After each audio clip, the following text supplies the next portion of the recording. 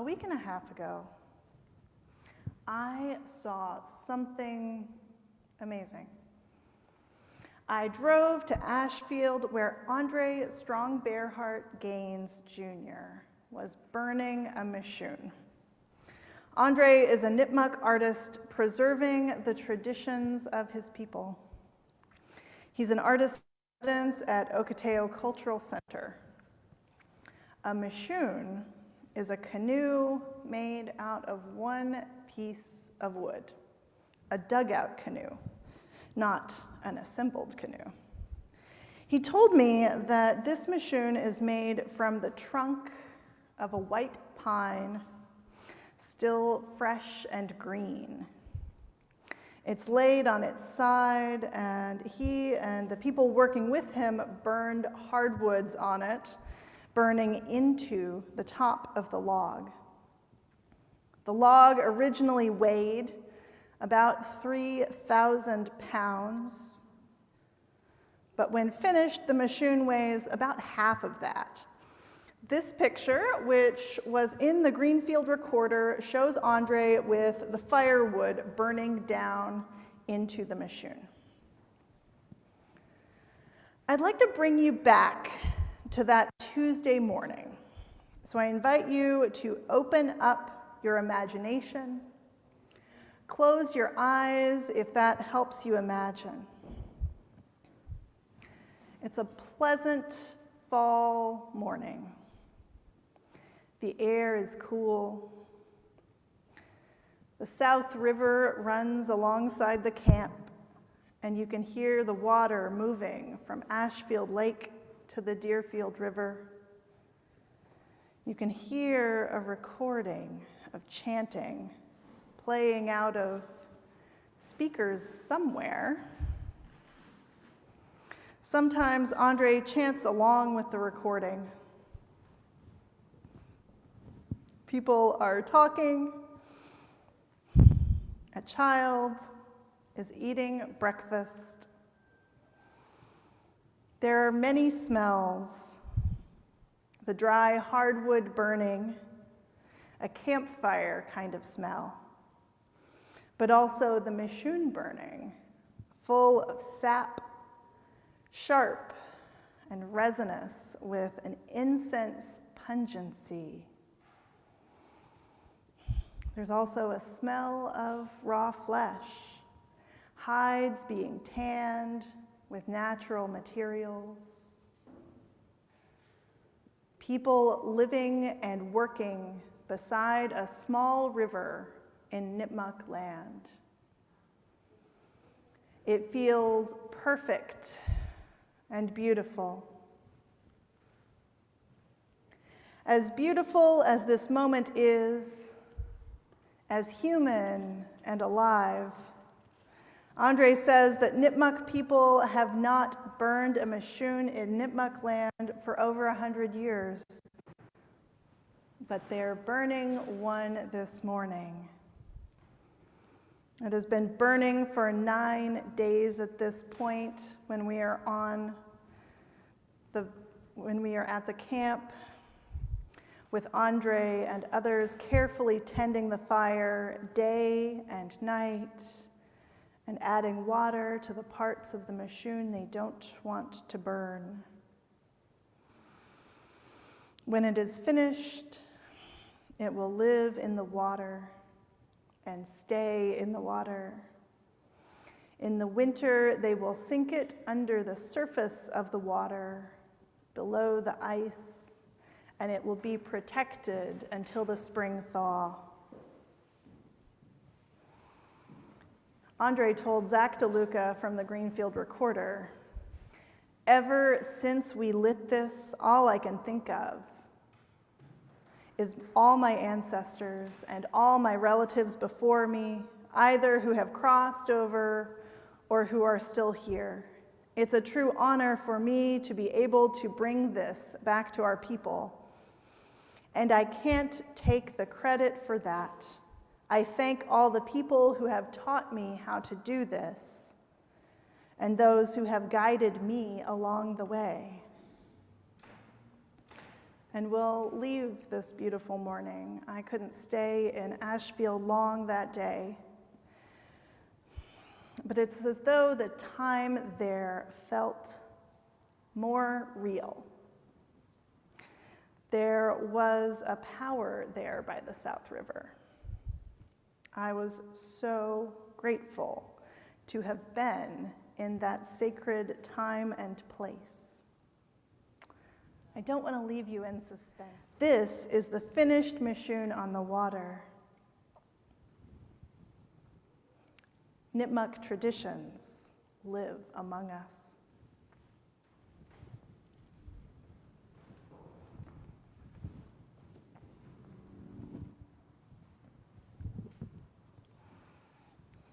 Each of us has power.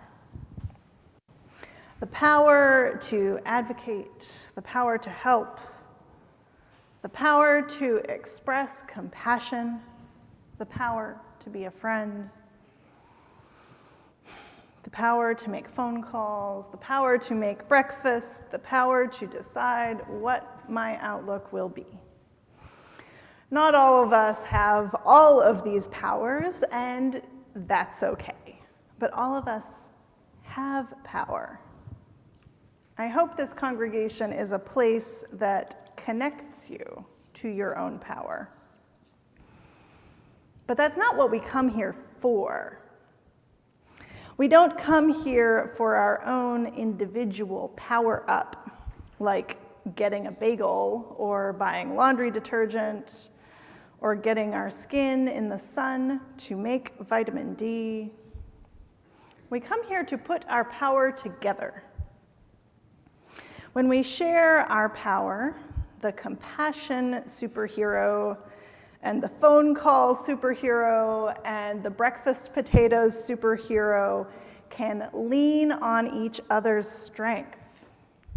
We come to this congregation because human beings are not designed to live solely by their own accomplishment. We can do more when we pool our power together than we could alone. If you've ever sung in a choir, you may have noticed that it's easier to find your note when you're singing it with someone else. And if you didn't find that to be true, others were probably finding their note from you. If you meditate with a sangha, you may notice that the quality of your attention is different when you are surrounded by others who are also meditating. We all have power individually, but it feels good to put our power together because we're human, and human beings are meant to live in community.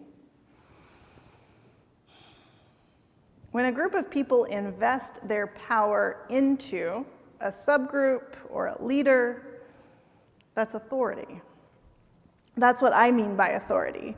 Some authority is legitimate, meaning that it comes from the people, and some is not, like if it's gained under false pretenses or force rather than consent. But authority is a relationship, not a right. I wouldn't be surprised if some of us present are not comfortable with the word authority, meaning the power to make decisions that affect more than one person. It's not a comfortable word for many Unitarian Universalists unless it's preceded by the words question or resist. But this is what we do all over the place in this congregation. We entrust the finance committee with the authority to watch our money. We give the meeting house committee the authority to make repairs and care for our building. We give the religious education ministry the authority to provide meaningful faith development for children and youth. We trust the pastoral care team with the authority to hold our worries and sorrows. We trust the Wednesday breakfast to give the town a safe and delicious hot meal week after week. And not to forget them, the elected Board of Trustees has the authority to make decisions about the business and direction of the society. And the authority came from their election by this congregation. We trust others to lead, to support, to sand and polish and plug things in, and to do so in good faith. The congregation runs on many people having authority in their particular areas. We don't usually have a problem with authority until someone either does something beyond the authority they've been granted, or someone does something we don't agree with, even if it is within their area of authority. And then it's tempting to disagree with the idea of authority or the legitimacy of someone's authority, rather than hold the idea that we invested authority legitimately in someone who did something we didn't like. Because what does that say about us? Maybe that we're human too, and we're part of this chain of responsibility. So to be clear, individuals have power. They put their power together to create community power. The community, as a powerful but unwieldy entity, invests individuals or subgroups with authority. The individuals pool their power, and then part of that power rests with an individual or group for a purpose. It sort of flows back in and out. Where authority feels bad is when the energy, the power, doesn't come back to the community. I'm not saying that we should be comfortable all the time. That's a sermon that's coming up in the new year. We have a way to stay in dialogue about where our power is going. That's accountability. Just like all of us have power, everyone in any relationship needs accountability.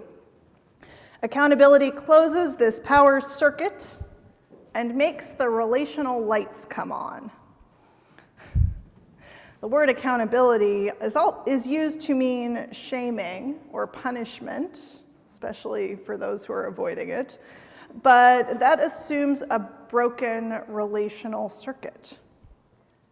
Accountability is staying in touch with the people whose power you share.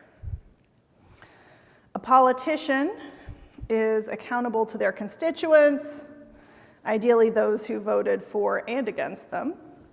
Family members are accountable to one another. People who live in the same community are accountable to one another and to the health of the community. All of us are accountable to one another and to the congregation as a whole. Accountability can feel good.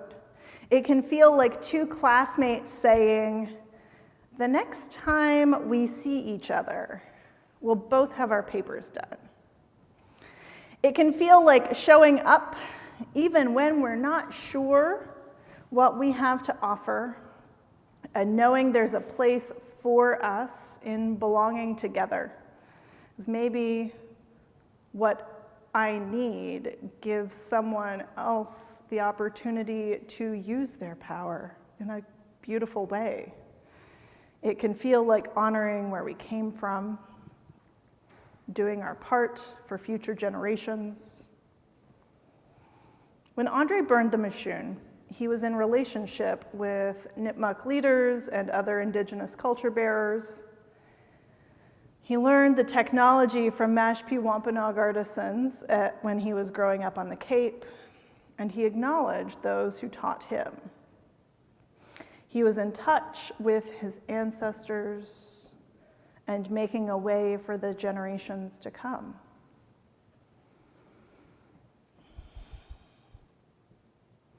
When I say accountability can be positive, I'm thinking of relationships like that.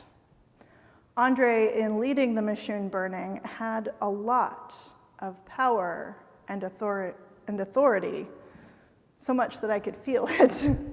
But he also spoke about the many directions of his accountability. How do we, in a culture that encourages power hoarding, find the joy in accountability? Look around. If you're on Zoom, turn your screen on gallery view. If you are in the room, take a look around the room. And give us that gallery view on the screen, too.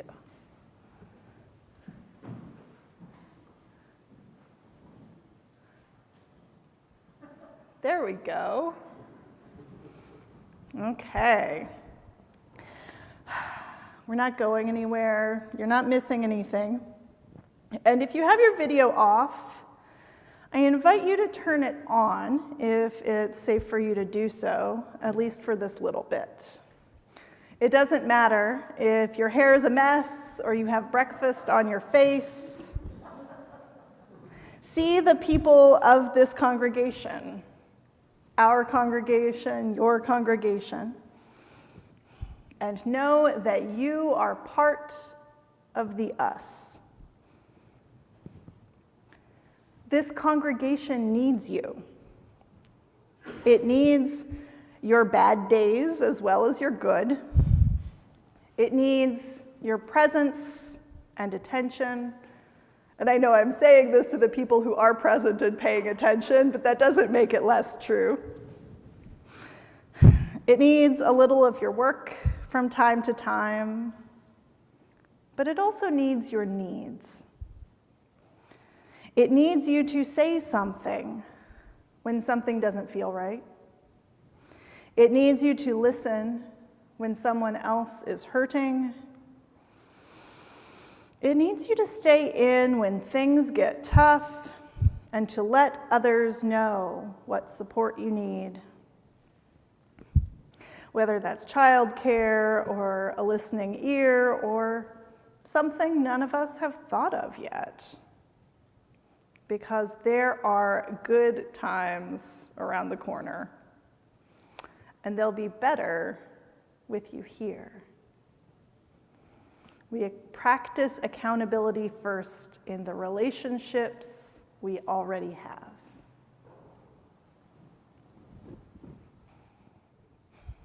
Hearts full and hearts breaking, we show up to this moment.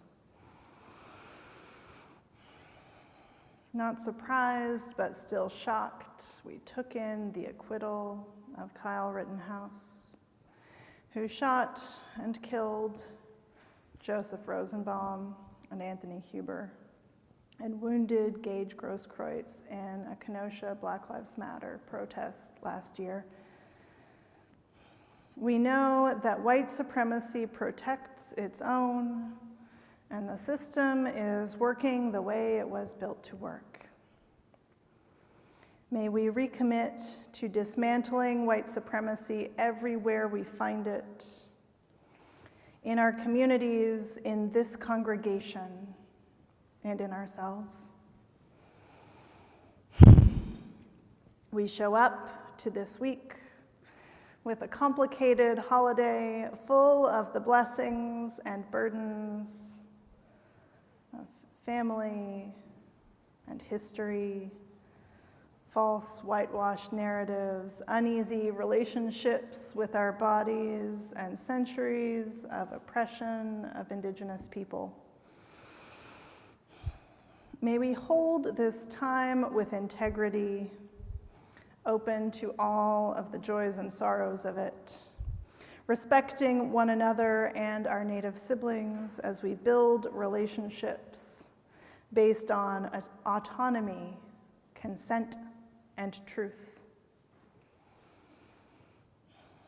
We show up to observe the annual Trans Day of Remembrance. In the last year, 375 trans and gender diverse people were murdered around the world, the highest number ever reported. We know that these are just the reported numbers. 96% of those murdered were trans women or trans feminine people. More than half were sex workers. In the US, there were twice as many murders of trans people as there were the year before. 89% were people of color. The average age of those murdered is 30 years old, the youngest being 13. We hold them in our hearts and vow to work for a world free of gender identity violence.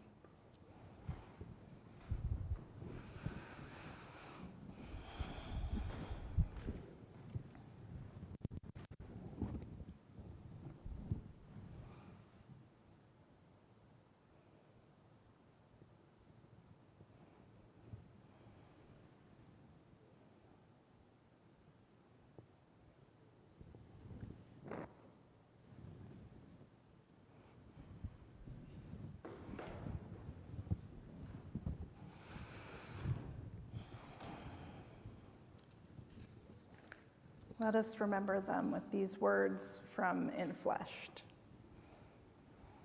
We, ancient and still becoming, tired and resilient, children and elders precious to each other, we remember across borders, through words that fit and don't, in the midst of layers and intersections, violences of so many kinds.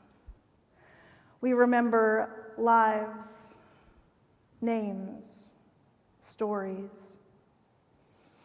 We remember our parts in the webs we grieve, the ways and times we have been more of a friend to white supremacy or colonialism, capitalism or misogyny, ableism or fat phobia, anti-sex worker biases or cultures of policing, or our religious institutions that weave through them all, than to those on this day we call kin. We remember what causes us to betray. We remember we are capable of solidarity, true and lasting. We remember more than death, more than what deadens, but we will not let their cruelty be forgotten, erased, dismissed. We remember good days for each other. We remember love that surprises. We remember our beloveds, resting, haunting, remaining. May there be comfort among the grieving, reflection among the privileged, and loyalty, courage, and power to move and make us, hold and heal us in the directions of trans flourishing, collective and within. Blessed be. Amen. As we get ready to end our time together, I invite you to rise in spirit and in body if you choose for this closing blessing. And you're welcome to do the motions along with me if you like.